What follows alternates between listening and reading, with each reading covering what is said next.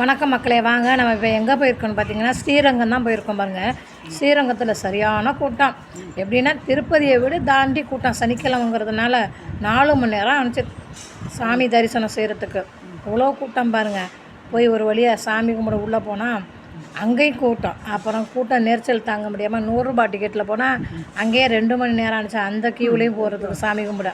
சாமி கும்பிட்டுட்டு வெளியில் வந்து ஆண்டாளம்மாளுக்கு வந்து புடவை சாத்தணும்னு சொல்லியிருந்தாங்க. அவங்களுக்கு புடவை வாங்கிட்டு போய் பின்னாடி வெளியாக போகணும். அவங்க பின்னாடி இருக்காங்க ஆண்டாளம்மா. அவங்கள போய் பின்னாடி சாமி கும்பிட்டுட்டு அவங்களுக்கு புடவை சாத்திட்டு வெளியில் வந்தால் நிறைய ஜாமான் பொருள்லாம் நிறையா போட்டுருந்தான் பாருங்கள். அவ்வளோ சூப்பராக இருந்துச்சு. ஆனால் இதில் தான் ஸ்ரீரங்கத்தில் தான் புதுசான ஜாமான்லாம் நிறையா விற்கும். கல் வகையான ஜாமான்கள்லாம் இங்கே பாருங்கள். நவா பழமெல்லாம் வச்சு அருமையாக இருந்துச்சு.